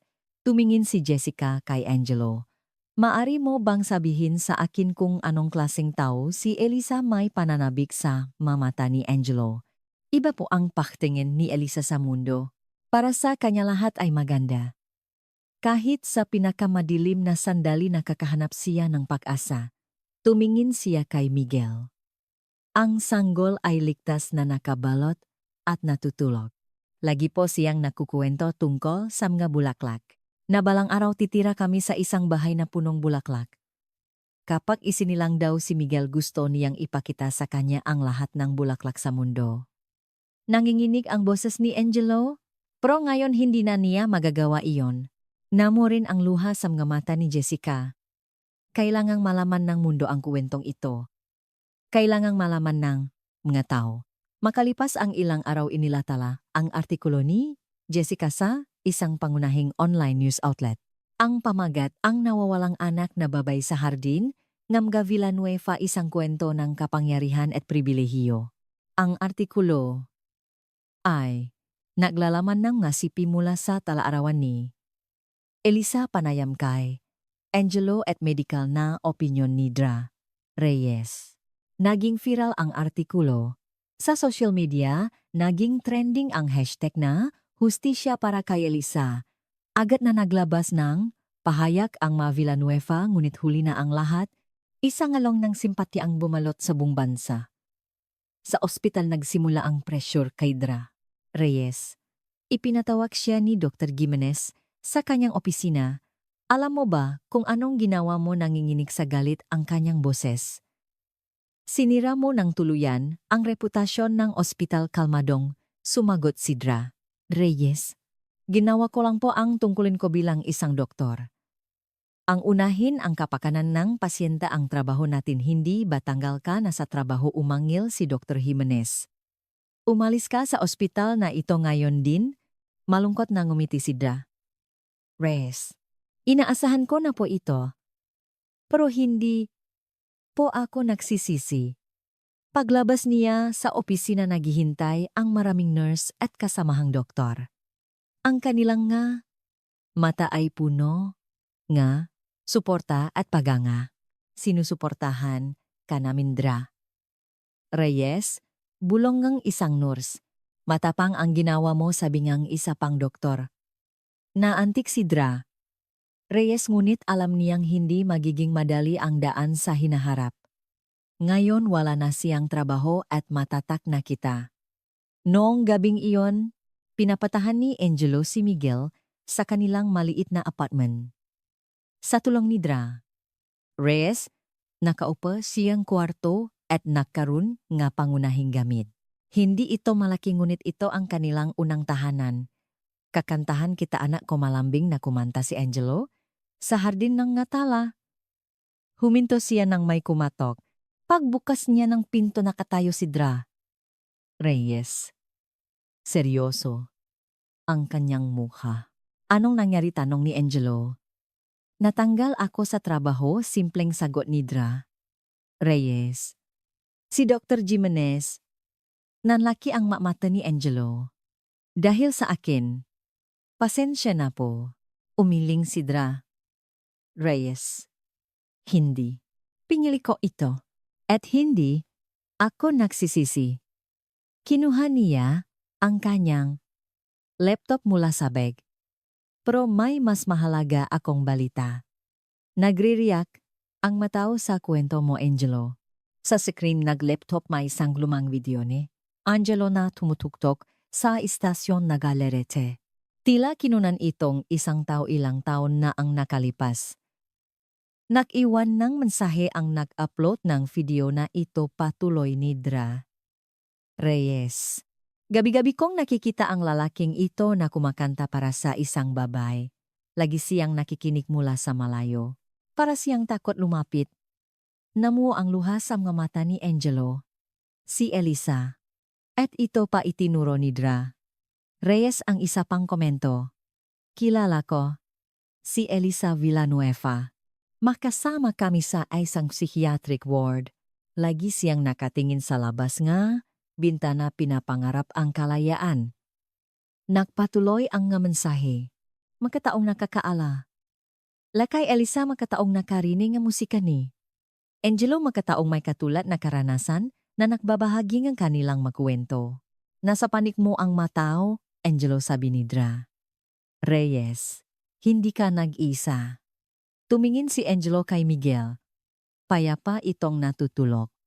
Kumibot ang maliliit niyang daliri. Sana buhay si Elisa para makita ito. Ngumiti si Reyes. Alam niya, nasaan man siya. Nung gabing iyon nakatulog ng mahimbing si Angelo sa unang pagkakataon sa mahabang panahon. Sa kanyang panaginip na sa isang hardin, nang bulaklak si Elisa. Nakangiti siya at karga-karga niya si Miguel. Kinabukasan pagdating ni Reyes sa harap ng kanyang apartment isang kakaibang tanawin ang kanyang nakita.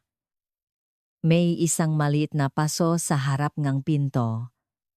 Sa loob nito isang magandang puting liryo ang namumukatkat. Hindi niya alam kung sino ang nag-iwan. Nang kumatok siya sa pinto ni Angelo papalabas na ito karga si Miguel. Ano po ito tanong ni Angelo tinitingnan ang paso. Nakibit balikat si Reyes, may naiwan yata. Walang card o mensahe. Kinuha ni Angelo ang paso. May pagkaunawa sa kanyang mamata. Paboritong bulala ito ni Elisa. Nakatinginan sila. Isang tahimik na pagkakaintindihan. Nung hapong iyon muling nakipagkita si Reyes kay Jessica. Excited ang journalist. May bagong impormasyon. Mabilis na sabi ni Jessica.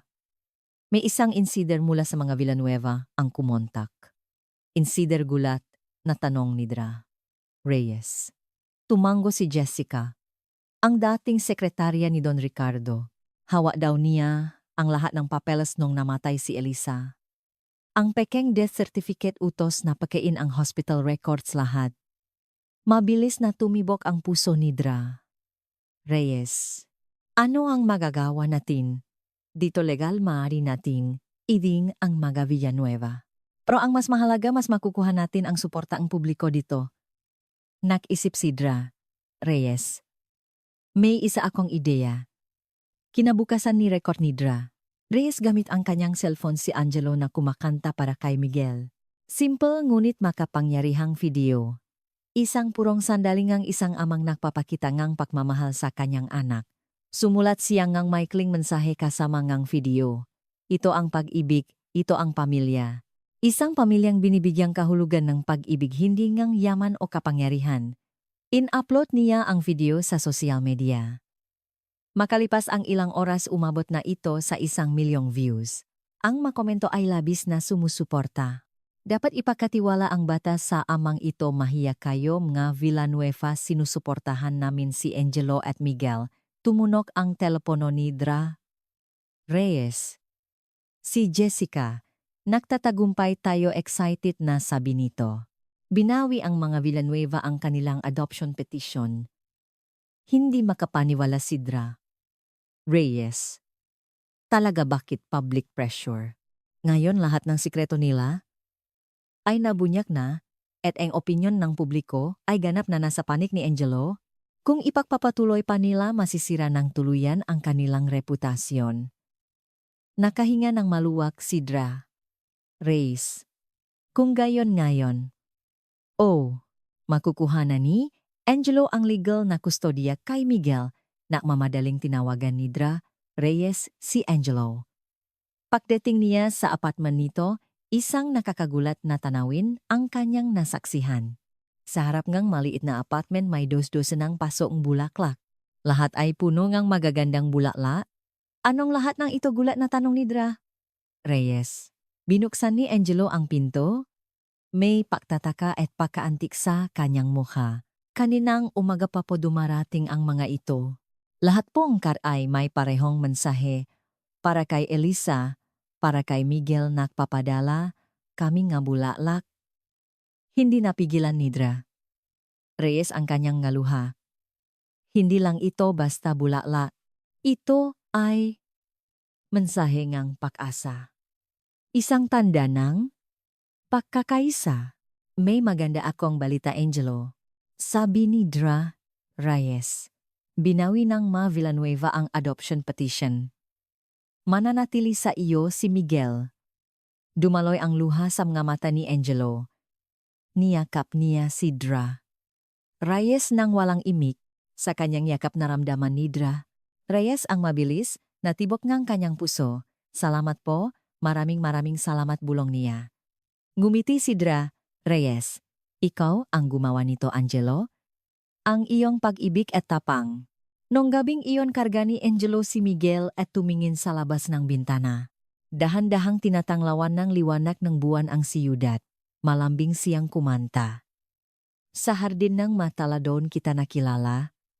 Ang ngiti mo'y mas maliwanag pa sa araw. Tumawa ng mahina si Miguel. Iyon ang unang tawa ng sanggol. Dumaloy ang luha sa mga mata ni Angelo. Elisa, nakikita mo ba tumatawa? Ang anak natin. Sa labas ngang bintana umihip ang hangin. Tila isang bulong. Ang taglagas sa Maynila ay dumating kasama ngang malamig na hangin. Ang baywalk sa Roxas Boulevard ay iniwan na ang siksikan ng tag-araw at bumalik sa tahimik na kapayapaan. Nakaupo si Dra. Reyes sa isang cafe sa tabing ng dagat umiinom ng mainit na Amerikano habang binubuksan ang kanyang laptop. Ang kanyang bagong blog ang kwento ng magulaklak ay mayroon ng 50,000 subscribers. Huling update, si Miguel ay naabot na ang malusog na timbang at nasa normal na saklaw sa lahat ng development indicators. Nang matapos siwang magtipe at itaas ang ulo papalapit sina Angelo at Miguel, naglalakat sa buhanginan. 6 na buwan na si Miguel at ligtas na karga-karga ni Angelo, mataba at malusok ang mukhang bata. Wala na ang bakas ng kanyang kahinaan noong isilang. Kamusta na kayo, nakangiting tanong ni Dra. Reyes. Umupo si Angelo sa mesa. Sa wakas natutulog na si Miguel ng 4 na oras ng tuloy-tuloy sa gabi. Wow! Malaking pag-unlad iyan, natatawang sabi ni Dra. Reyes. Naging regular na silang makikita bilang magkaibigan. Hindi man pediatrician si Dra. Reyes. Nakakatulong ang kanyang kaalamang medikal kay Angelo at nagtitiwala siya sa kanyang payo. Napanood mo ba ang balita kaninang umaga, tanong ni Dra. Reyes. Umiling si Angelo, hindi po. Abala ako sa pagpapaligo kay Miguel. Inilabas ni Reyes ang kanyang tablet at ipinakita ang isang news article. Ang pamagat ay nakakagulat, Don Ricardo Villanueva. Iniimbestigahan ng piskalya sa makaso ng panunuhol at pamemeka ng dokumento. Sinimulan ng imbestigahan ng piskalya ang iba't ibang katiwalian ng mga Villanueva. Hindi lang ang pamemeke ng pagkamatay ni Elisa kundi pati na rin ang pagmamanipula ng hospital records at pagtatangkang suhulan ang nga opisyal ng korte nanlaki ang nga mata ni Angelo. Talaga po, tumango si Reyes. Nakakolekta si Jessica ng mga testimonya mula sa mga whistleblower. Maraming tao ang naglakas loob na magsalita. Humingang malalim si Angelo. Nakamit na po ba ang hustisya? Dahan-dahan pro sagot ni Reyes. Ang mas mahalaga nagsimula nang pag-usapan ng matao ang tungkol sa mental health. Ang kuwento ni Elisa ay nagbibigay inspirasyon sa maraming tao. Ang kuwento ni Elisa ay nakudyok ng diskusyon sa lipunang Pilipino tungkol sa kalusugang pangkaisipan. Partikular na binatikos ang kultura na pagtatago na mga isyu sa mental health at hindi pagbibigay na sapat na lunas sa mga mayayamang pamilya. At ito pa pala inabot ni Reyes ang isang sobre. Dumating kaninang umaga. Binuksan ni Angelo ang sobre. Sa loob isang opisyal na imbitasyon.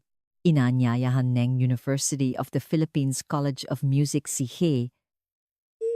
Angelo Cruz sa isang espesyal na konsierto avit sa hardin ng mahatala musika ng pag-ibig at pag-asa. Tinitigan ni Angelo ang imbitasyon na may pagtataka. Ano po ito ng tsige? Daw ang universidad sa kuwento mo. Gusto nilang magdaos ng isang charity concert gamit ang iyong mga kanta. Ang kikitain ay mapupunta sa mental health awareness at suporta para sa mga single-parent families. Namuo ang luha sa mga mata ni Angelo. Hindi naman po ako profesional na musikro.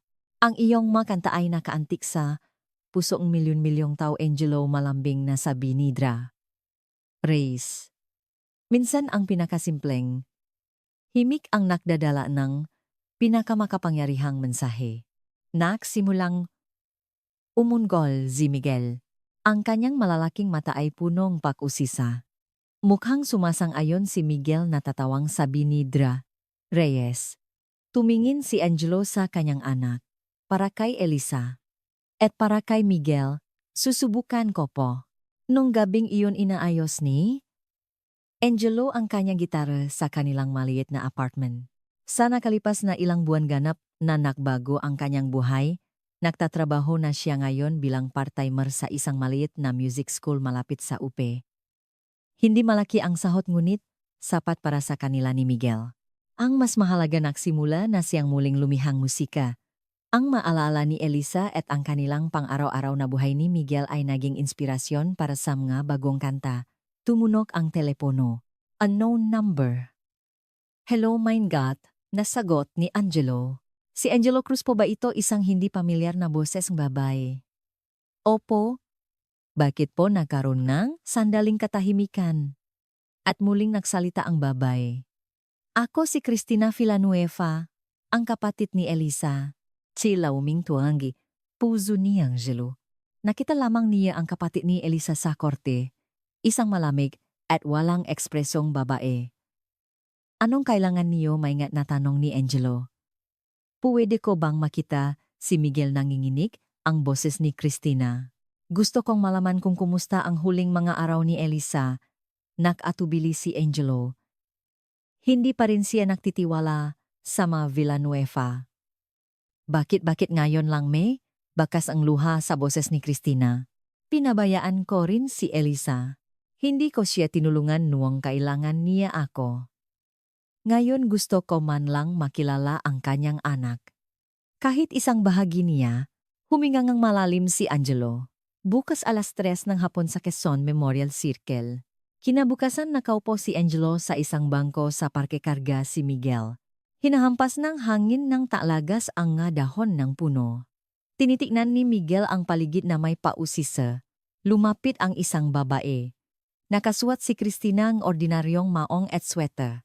Ibang-iba sa kanyang eleganteng suot sa korte. Mr. Cruz maingat siyang bumati. Tumango si Angelo. Umupo ka. Umupo si Christina sa bangko. Nakatuon ang kanyang nga mata kay Miguel. Kamukhang kamuha niya si Elisa. Ang nga mata sagot ni Angelo. Parehong pareho. Namu ang luha sa mga mata ni Christina. Gusto kong humingi ng tawad. Sa ngalan ng aming pamilya. Para sa ginawa namin kay Elisa. Tahimik siyang tinitigan ni Angelo. Alam ko patuloy ni Christina kung paano siya tinatrato. Pero wala akong ginawa. Natatakot ako. Sa galit ni Itay sa reputasyon ng pamilya, bumuntong hininga siya. Ano pa ang silbingang nga salita ngayon pero gusto kong malaman kung kumusta si Elisa. Naging masaya ba siya tumingin si Angelo sa langit. Araw-araw nabubuhay si Elisa sa takot. Takot na baka hindi makahanap ng gamot, takot na baka matakpuan. Pero sa kabila nun nakahanap siyang ganda. Sa maliliit na bagay na mayroon kami. Tumingin siya kay Miguel. Nangarap siya para kay Miguel. Tungkol sa bahay na titirhan naming tatlo. Inisip pa niya ang pagpasok niya sa eskwela. Dumaloy ang luha sa nga mata ni Christina. Noong bata pa kami nangangarap din kami ni Elisa. Puno siya ng imahinasyon. Nakaroon ng katahimikan. At muling nagsalita si Christina. Mayroon ba akong may tutulong, nagulat si Angelo? May tutulong, tumango si Christina. Tapos na si Itay at ang kumpanya. Nabunyak na ang lahat sa investigasyon. Pero mayroon pa rin akong mana. At ang kay Elisa. Hindi nawala ang pag-ingat ni Angelo. Hindi ko kailangan ang pera ng pamilya ninyo.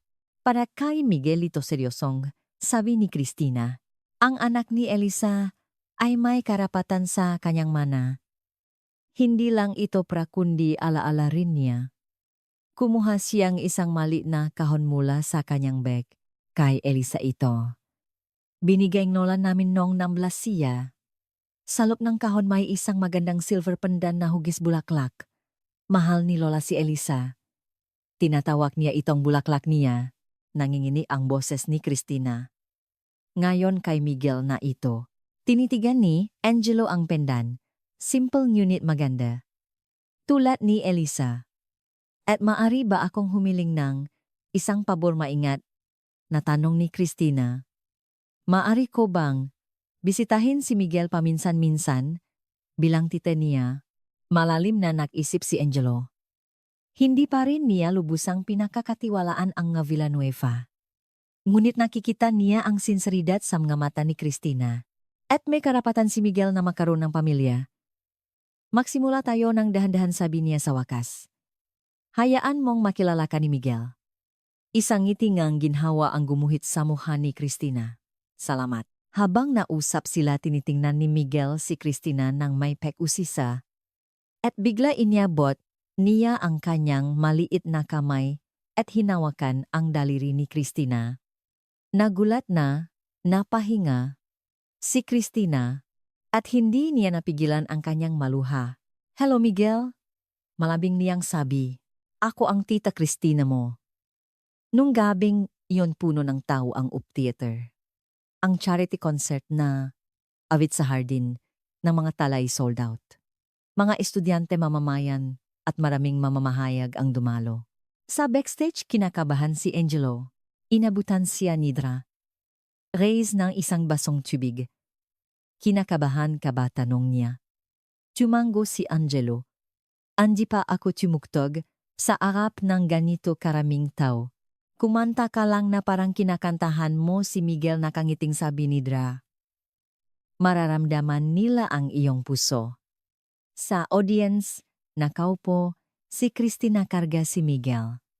Interesado ang bata sa bagong kapaligiran.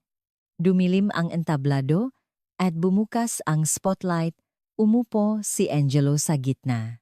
Hawak niya ang kanyang lumang gitara. Magandang gabi po umaling-angaw, ang kanyang boses sa mikropono. Ako po. Si Angelo Cruz.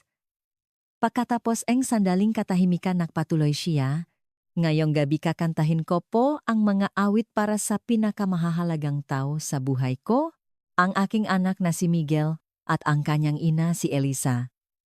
Sinimulang kalabiting ang kanyang nga daliri ang nga kwerdas, isang pamilyar na himig ang pumuno sa teatro. Sa hardin, nga taladuon kita nakilala, ang ngiti mo'y mas maliwanag pa sa araw, habang nagpapatuloy ang kanta lalong lumalakas ang boses ni Angelo. Hindi na ito simpleng kanta. Ito ay kwento ng pag-ibig. Isang kwento ng pagkawala at pag-asa. Nang mawala ang huling nota, isang ganap na katahimikan ang bumalot sa teatro. At bigla tumayo ang lahat at nagbigay ng masigabong palakpakan. Dumaloy ang luha sa mga mata ni Angelo. Yumuko siya sa audience, salamat po sabi niya. Ngunit ang kantang ito ay hindi sa akin. Ito ay kanta ni Elisa. At ngayon kanta na rin ni Miguel. Huminga siya sandali at nakpatuloy. Laging nakukwento si Elisa tungkol sa mga bulaklak. Para sa kanya ang bulaklak ay simbolong pag-asa. Pag-asang kayang sumibol kahit sa pinakamadilim na lugar. Tumingin si Angelo kay Miguel sa audience. Ang ngayon ang suporta ninyo ay magbibigay ng pag-asa sa maraming tao. Mga taong tulad ni Elisa ay naghahanap ng liwanag sa dilim. Pagkatapos ng konsyerto, maraming tao ang lumapit kay Angelo. Ilan sa kanila ay nabahagingang kanilang makuwento tungkol sa mental health. Ang kuwento raw ni Elisa ay nabigay sa kanilang lakas ng loob. Pinano ni Dra Reyes ang lahat mula sa gilid. Ang kanyang puso ay puno ang pagmamalaki at pagkaantig. Hindi niya akalain na ang kanyang desisyon na iligtas ang isang maliit na buhay ay magdudulot ng ganito kalaking pagbabago. Ang kinita sa konsyerto ay binigay sa isang Mental Health Awareness Foundation at isang organisasyon na sumusuporta sa mga single-parent families. Tinawag itong media na himala ng bulala. Nung gabing iyon habang pinapatulo ni Angelo, si Miguel isinabit niya ang mali na pendan sa tabi nga kama nito. Kumikinang sa liwanag ng buwan ang pendan na hugis bulaklak. Elisa bulong niya. Nakita mo ba ang ginawa natin ngayon? Kung paano nagbibigay pag-asa ang kwento mo sa maraming tao sa labas ng bintana umihip ang hangin, tila isang sagot.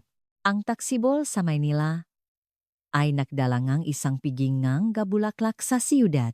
Sa Quezon Memorial Circle, namumukatkat ang mabunong ang cherry blossom, ang matalulot nito'y parang kulay rosas na niebe na inililipat ng hangin. Maagang umaga itinutula ni Angelo ang stroller kung saan nakasakay ang 15 buwang gulang na si Miguel naglalakad sa landas ng parke. Papasigaw ni Miguel itinuturo ang nga lumilipat na talulot. Oh anak, bulala nakangiting sagot ni Angelo. Ganda no tumugon si Miguel ngang isang tawang punong saya. Nakakapagsalita na siya ng ilang salita at ang papa at bulaklak ang kanyang mapaborito. Umupo si Angelo sa isang bangko. Kinuha niya si Miguel at binigyan ng merienda.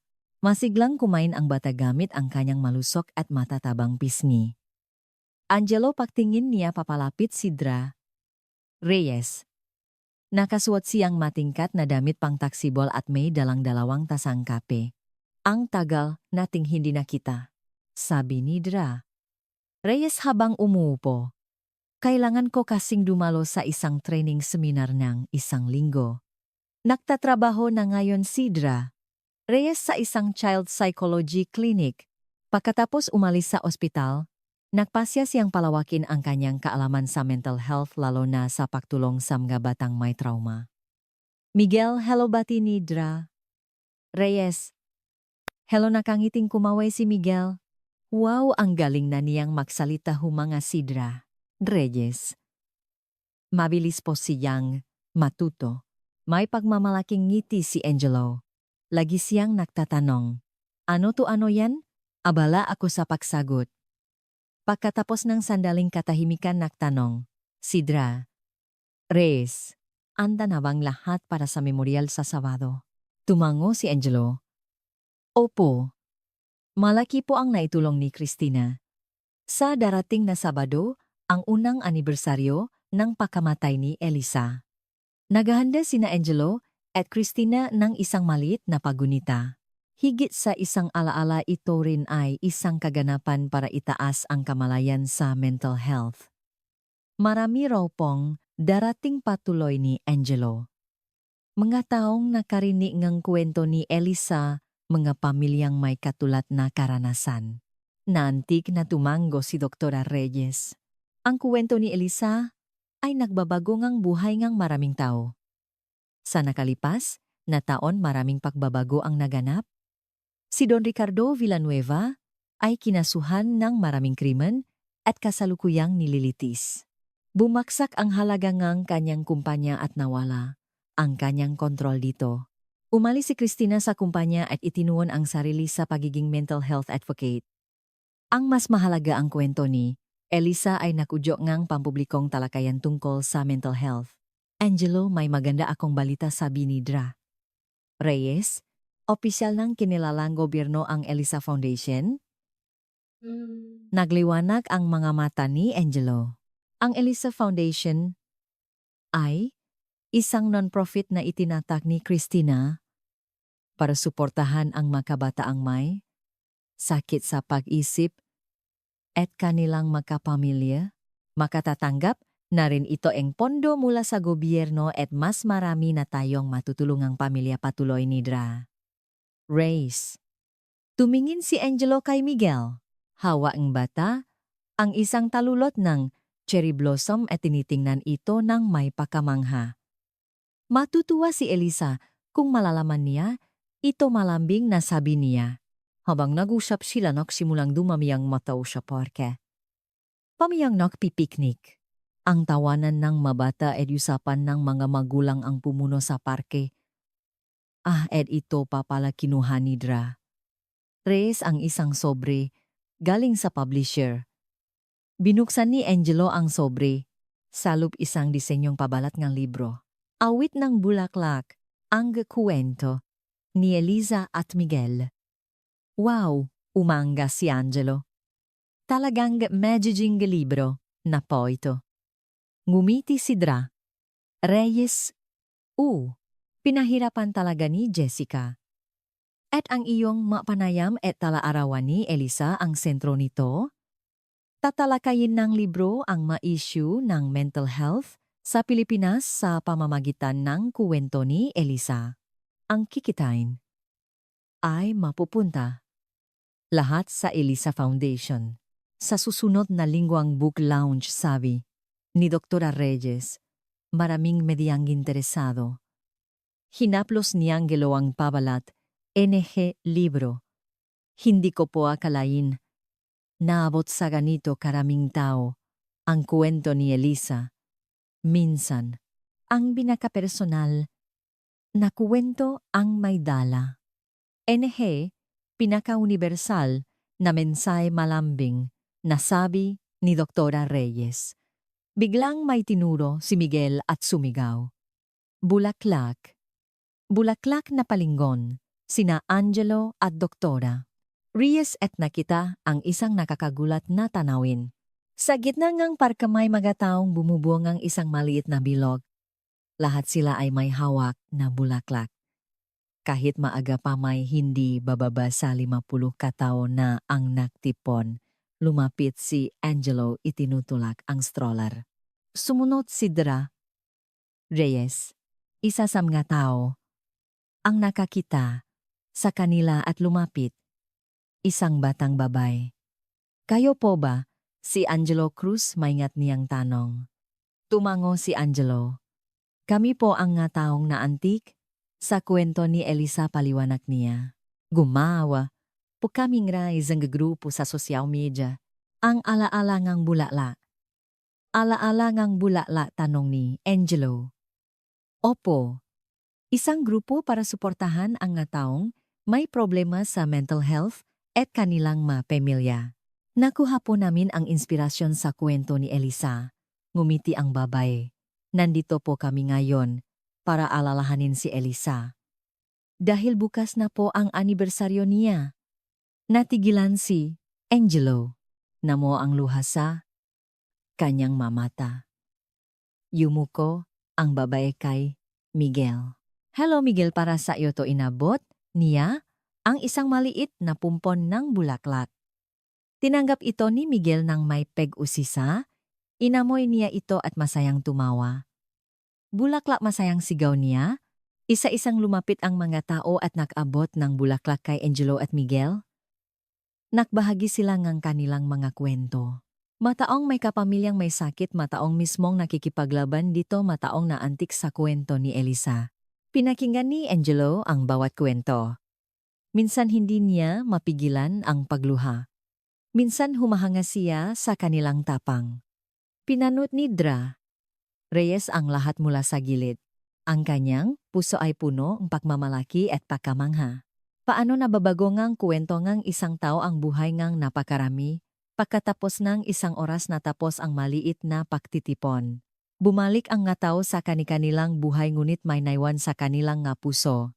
Pag-asa, pagkakaisa, at ang posibilidad, pagbabago. Nakakamangha, sabi ni Dra Reyes pagbalik nila sa bangko. Tumango si Angelo. Nananatili pa rin siyang emosyonal. Matutuwa si Elisa kung alam niya ito, sabi niya sa wakas. Lagi niyang inaasahan na makakatulong ang kwento niya sa iba. Nagsimulang makingay si Miguel marahil ay gutom na. Kumuha si Angelong merienda. Pupunta po kayo bukas sa memorial, di ba, tanong ni Angelo kay Dra Reyes. Tumango si Dra Reyes. O naman. Sabihin mo lang kung may tutulong ako. Nakaroon sila ng isang mapayapang sandali sa ilalim ng cherry blossom. Pagkatapos kumain, tahimik na naglalaro si Miguel sa kandungan ni Angelo. Ano kaya ang magiging si Miguel paglaki niya, biglang tanong ni Dra Reyes.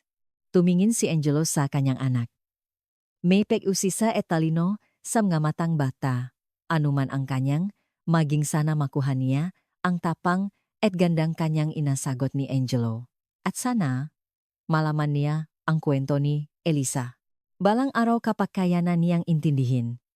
Kinabukasan idinaos ang memorial sa isang maliit na parke malapit sa baywok.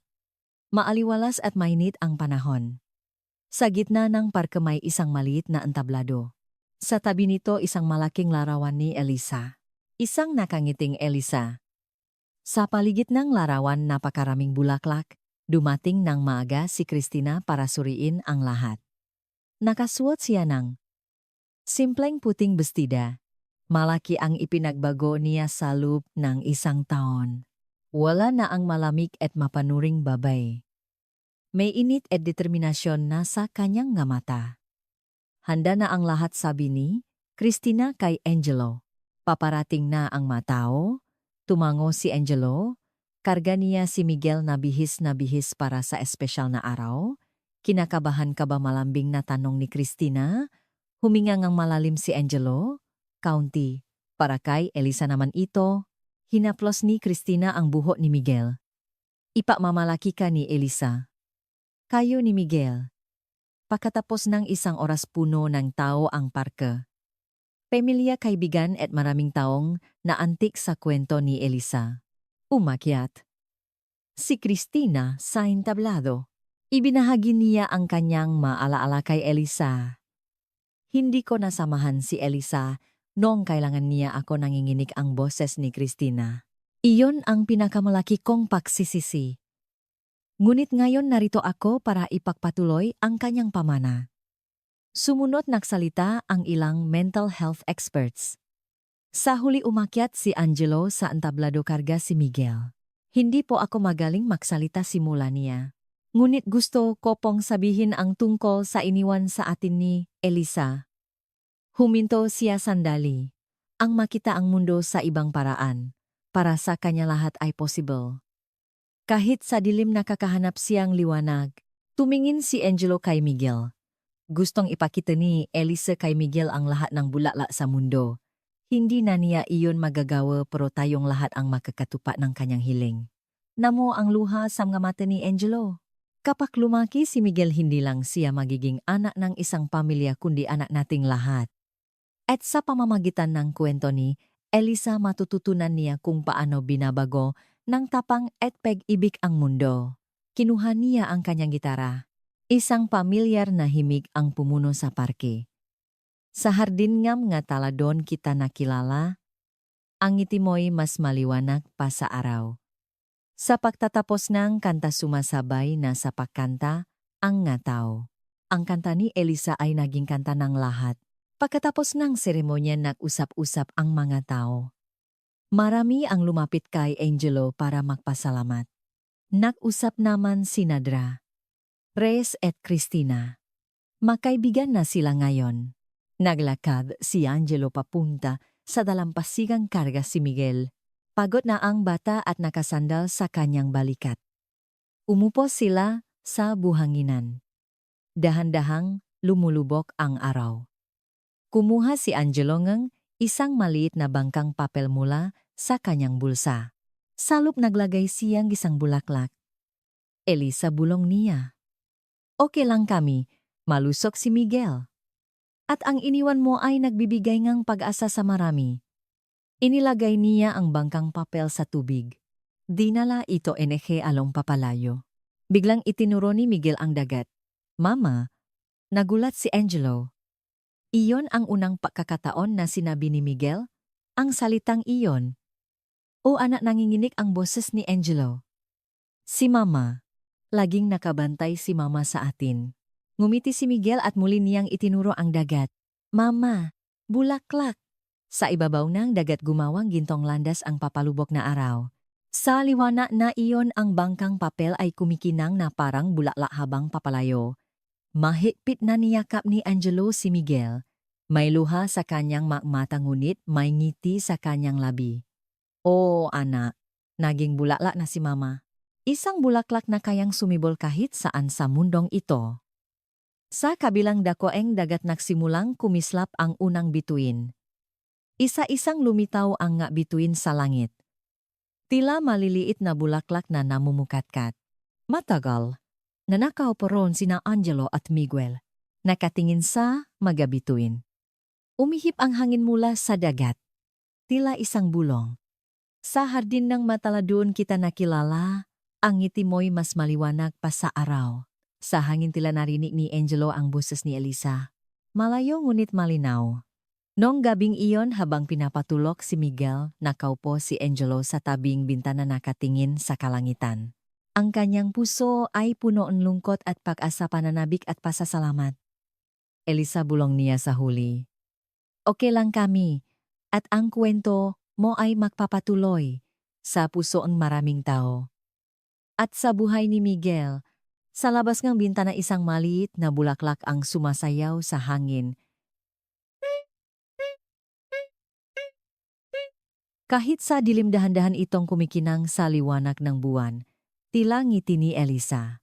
Ikaw, ano ang gagawin mo sa isang mundong tinalikuran ka ng lahat? Kaya mo bang isugal ang lahat para sa init ng pagmamahal ng isang tao?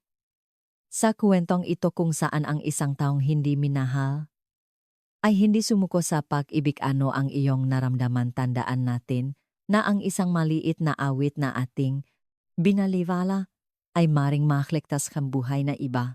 Ang katapatan, bagamat hindi laging nagbabagong mundo, ay tiyak na nakakaantik sa puso ang isang tao. Kung naantik ng kwentong ito ang iyong puso, suportahan ang channel sa pamamagitan ng like at subscribe. Ibahagi ang video na ito sa iyong mga kaibigan at i-comment ang iyong masaloobin.